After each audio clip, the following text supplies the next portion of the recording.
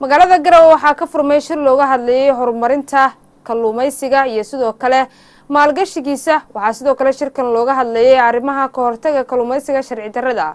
shirkan waxaa ka qayb galay wasiirada wasaaradaha kalluumaysiga ee dawladda dhexe iyo dawladaha xubnaha ka wuxuuna socon doonaa muddo 3 cisho. Saciid Axmed Maxamed Siciisoona ayaa warbixintan inoo faahfaahinaya. waa shirkii ugu ballaaran ee looga hadlayo arrimaha kheyraadka ku jira biyaha Soomaaliya isla markaana ay goobjoog yihiin madaxda dawladda Puntland, dawlad goboleedyada Jubbaland, Galmudug, Koonfur Galbeed, shirkadaha kalluumaysatada ee dalka ka shaqeeya, kuwa caalamiga ah iyo aqoon-yahano ku xeeldheer cilmiga badda iyo madax ka socotay dawladda dhexe. Soomaaliya waxa ay leedahay badda ugu dheer Afrika, halka Puntland ay leedahay badda ugu dheer dalkan. waxaana dhex eegaya kheyraad badan. dadka Soomaaliyeed waxaa lagu tiriyaa kuwa inta badan aan ka faa'iideysan kheyraadkaasi faraha badan, halka sanad kasta malaayiin dollar ay ka faa'iidaan maraakiibta jiriifka ah ee sida sharci darrada uga kalluumaysta biyaha Soomaaliya. wasiir dowlaha wasaaradda kalluumaysiga iyo kheyraadka badda ee dawladda Puntland, Cabdiraxmaan Kulmiye, ayaa ka hadlaya sida muhiimka u tahay in laga faa'iideysto biyaha Soomaaliya. Soomaaliya waxay leedahay xeeb dheer oo waagi hore lagu tilmaami jiray inay tahay 3333 kilomitir, laakiin marka aaladaha GPS-ka iyo satellite-ka loo adeegsaday dhererkeeda hadda uu kor u kacay oo yahay 3898 kilomitir. waxay kaloo leedahay ama lagu tiriyaa inay tahay meelaha adduunka marka la yiraahdo ugu kheyraadka badan, iyadoo arintaas ay keenayso waxa loo yaqaan abweelinka oo xeebaha Puntland ka dhaca. waxaan isleenahay haddii la hormariyo sektorka kalluumaysiga wuxuu ku filan yahay inuu baahiyaha dhaqaale iyo bulsho uu haqabtiro, laakiin waa markii si fiican loo maamulo maalgelin fiican uu helo.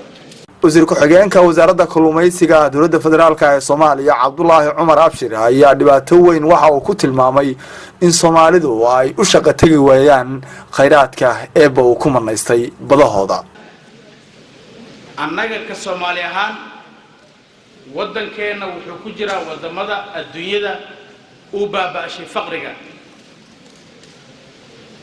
faqrigaas intaan ku jirnana dagaal iyo colaad marna naga ma tagayaan.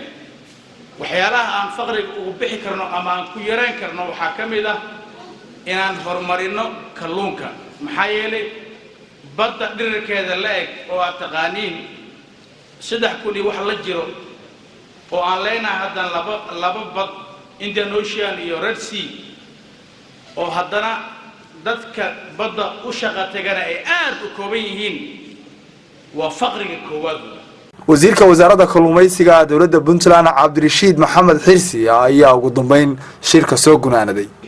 wasiiradii hadlay oo ka socday maamulada waa ku raacsanay dhammaan waxa ay soo jeediyeen. shirkaani waxa weeye in shirkaani la hormariyo ka faa'iideysiga kheyraadka ee badda iyo ilaalinta iyo gacansiinta ee ganacsadayaasha ku hawlan. ujeedadiisu waa intaa.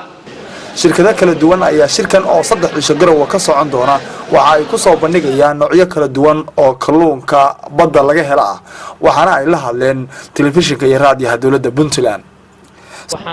waxaan ahay enjooga raasi macbar fishing company.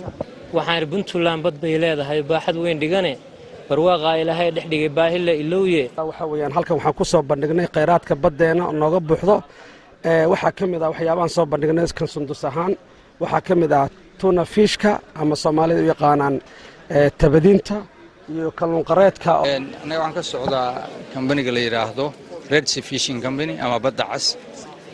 waxaan nahay shirkad ugu horeysa oo keentay barafka kalluumaysiga, talaagadahaas oo balas freeserka oo lagu kaydiyo kalluunka.